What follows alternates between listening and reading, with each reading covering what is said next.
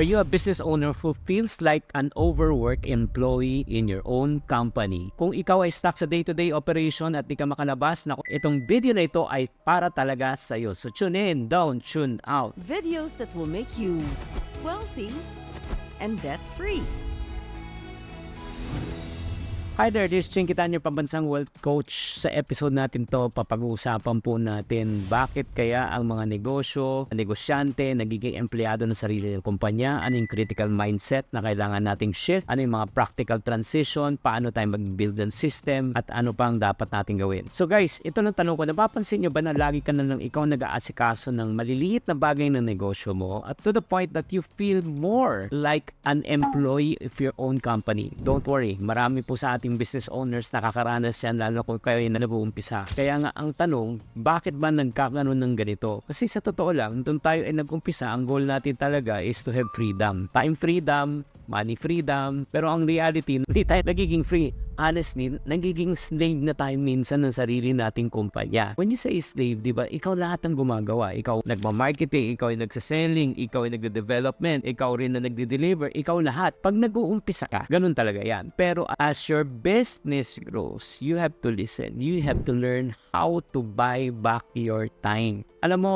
kung hindi ka marunong na bilhin mo pabalik yung iyong oras, you'll find yourself drowning in the daily grind of your business. And then when you're stuck in a daily operation, hindi mo na magagawa talaga yung mga bagay na gusto mo sa buhay. At the same time, alam mo, ang pinakamahalaga aside from your family, the goal of a business is to grow. Because in reality, ito yung reality. If the business is not growing, the business is dying. Kaya kailangan po natin may growth po tayo. Kaya nga, I just want to encourage you right now. How can you grow and scale the business? Kailangan magkaroon tayo ng mindset shift from what we call as operator to owner. When you talk about operator, ikaw ang gumagawa. Pag sinabi mo ikaw ang owner, ikaw ang ika nga nagpapagawa. So iba po yun ha. Start thinking like a CEO. Next naman ha. Ang CEO, siya po yung nagka-create ng vision, siya po yung nagagawa ng mga strategies, pero iba ang nag-e-execute. Yung operator po ang nag-e-execute. Nagigets nyo? Umpisa, ikaw ang operator. Pero dapat, darating ang panahon na ikaw na ang dapat na maging owner.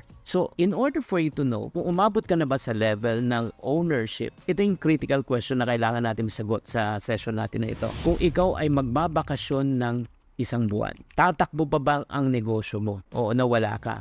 Pag ang sagot mo ay, oo, tatakbo yan, walang problema. Parang yung business ay tuloy-tuloy, ay good news, you are already the owner of the company. Pero pag umalis ka in a few days, tapos wala na mangyayari, you are called an operator. The question is right now, okay, Chinky, since right now I am an operator, na-realize ko lang, kung ikaw ay operator ng iyong negosyo, type operator sa comment section. So, para sa mga nagta-type ng operator, damihan nyo pa para ma-share ko po sa inyo anong solusyon. The solution is this, to build system and processes. Again, let me repeat, build system and processes. Ang ibig sabihin po niyan is a system is a repeatable process that ensures consistent result. Like for example, kung ikaw ang mag-handle ng customer inquiries, dapat mag-create ka na ng staff to follow them up. Yung mga frequently asked questions, dapat alam na nila, hindi na tinatanong sa inyo. Like for example, magkano ang presyo ng produkto, alam na. Kailan di-deliver, alam na. Magkano yung shipping fee, kaya naman gawin niya kahit na ibang tao, hindi naman ikaw ang dapat gumawa.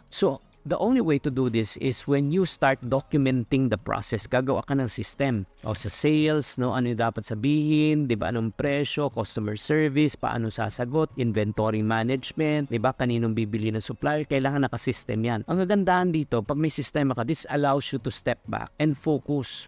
Ano yung focus mo? Ang focus mo na hindi na magpatakbo ng negosyo, mag-operate. Ang focus mo to become an owner of the business. As the owner of the business, ang ginagawa mo na ikaw ang taga-isip kung paano mo palaguin ang negosyo. Di ba? Maganda yun. So, paano yan? Pag nakakreate ka na ng system, ang next step naman ang gagawin po natin, you've got to delegate and empower your team. When you say delegate, yung parang kailangan marunong kang magtiwala sa ibang tao. Bakit? Kasi sa totoo lang, kung ang feeling mo parati na ikaw lang makakagawa ng trabaho niyan, forever, ikaw ay magiging operator and employee of your company. But if you want, ikaw lang.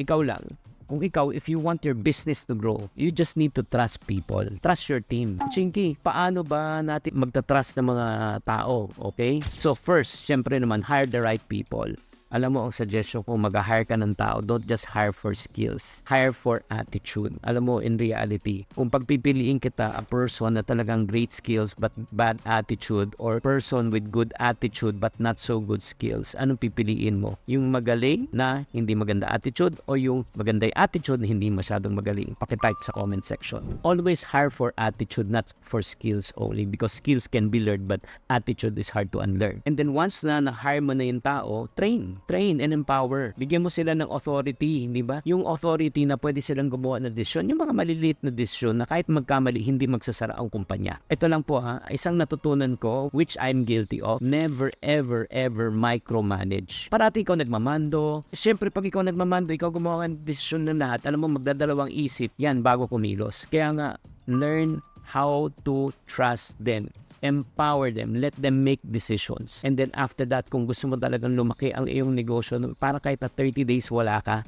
automate where possible. Diba? Like for example, gamitin mo yung technology. Marami na tayong tools, software ngayon na automate na, diba? Like for example, kung gusto mo mag-send, diba, sa social media, pay automation na yan. Pwede nang one time mo lang ipaprogram, sasend na siya. Email, diba? Automated na rin yan. Bookkeeping, automate na rin yan. E-commerce system, marami na rin. Diba? Yung mga shopping site, automated yan. Makikita mo pa yung analytics. Alam mo, kagandahan kasi pag na-automate mo, it will save you time, it will help you to reduce errors. At the same time, yung mga paulit-ulit na mga bagay, pwede nang gawin ng system. So again, anong gagawin natin mga ka-friendship in order for you to, number one, mindset shift tayo from operator to owner. Paano malaman? Siyempre, pag wala ka na, tatakbo pa ba? Number 2, create system and processes. Number 3, delegate and empower your team. Number 4 is what?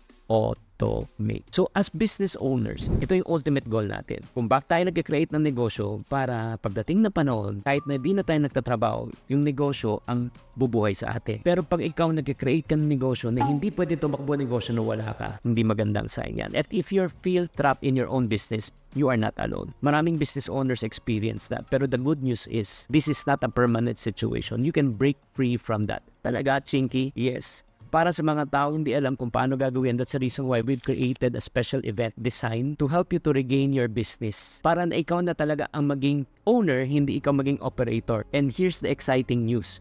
4 of the most influential business thought leaders will come together for the very first time to share their insights, strategies, proven system, and real-life experiences. Sino po yan? Siyempre, yours truly, number 1, ako. Number 2, sneak peek lang, ang isa pang inimbitahan ko talagang thought leader and business leader, walang iba kundi si Mr. Francis Cole. At meron pa kaming dalawang special na panauhin. If you want to become part of this, please click the link below to know more about how you can become a owner of your own business. Or type the word BMW right now sa comment section. If you found this video helpful, please don't forget to subscribe to my channel and then to get more tips about personal finance and business. Tatandaan, tamang karunungan, tamang disiplina ang susi sa pagyaman.